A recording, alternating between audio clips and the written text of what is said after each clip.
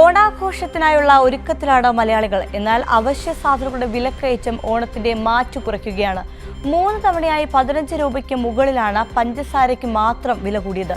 മധുരത്തിന്റെ ഓർമ്മകൾ സമ്മാനിച്ചിരുന്ന ഓണം ഇത്തവണ കൈപ്പേറിയതായി മാറുകയാണ്. റിപ്പോർട്ടിലേക്ക്.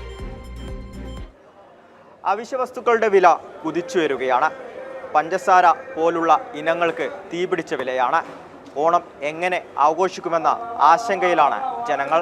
പഞ്ചസാര ഐറ്റംസൊക്കെ ഇപ്പോൾ 2-3 പ്രാവശ്യമൊക്കെ വില കൂടി അടുപ്പിച്ചിട്ട് 60 രൂപയായി ഇപ്പോൾ ഇവിടെ റീറ്റെയിൽ വിലക്കാണ്. നേരത്തെയൊക്കെ ഇവിടെ 48 പൈസ കൊടുത്തുകൊണ്ടിരിക്കുന്നതായിരുന്നു. ഇപ്പോൾ വില കൂടി കൊണ്ട് ആൾക്കാരെ എല്ലായിടത്തൊക്കെ കുറച്ച് ടൈറ്റായിരിക്കണം. ആൾക്കാരെ കാശിൽ ഉള്ളവർക്കെല്ലാം മേടിക്കാൻ പറ്റും. ദിവസങ്ങൾക്ക് മുന്നേ ഉണ്ടായിരുന്ന പഞ്ചസാരയുടെ വില 3 തവണയാണ് വർദ്ധിച്ചത്. അതും 15 രൂപയ്ക്ക് മുകളിലുള്ള വർധനവ്.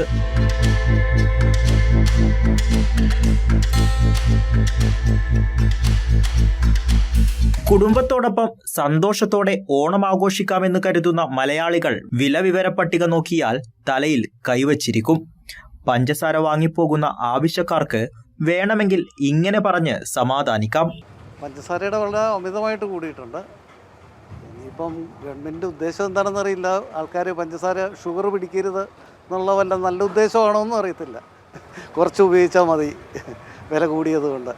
അങ്ങനെ ഒരു ഉദ്ദേശം ഉണ്ടോയെന്ന് അറിയത്തില്ല. ഏതായാലും പൊതുജനങ്ങൾക്ക് ബുദ്ധിമുട്ടാണ്. നമ്മളെപ്പോലെയുള്ളവനൊക്കെ ബുദ്ധിമുട്ടാണ്. കാശുള്ളവന് പ്രശ്നമില്ല. നമ്മളെപ്പോലെയുള്ള അന്നന്ന് പണിയെടുത്ത് ജീവിക്കുന്നവർക്ക് ജീവിക്കാൻ പറ്റാത്ത കണ്ടീഷൻ. കാണം വിറ്റും ഓണം ഉണ്ണണമെന്നാണ് ചൊല്ല്. ഈ ചൊല്ല് യാഥാർത്ഥ്യമാക്കുന്ന രീതിയിൽ ഇത്തവണ ഓണം ഉണ്ണണമെങ്കിൽ ഉള്ളതെല്ലാം വിറ്റുപെറുക്കണമെന്ന് ജനങ്ങൾ.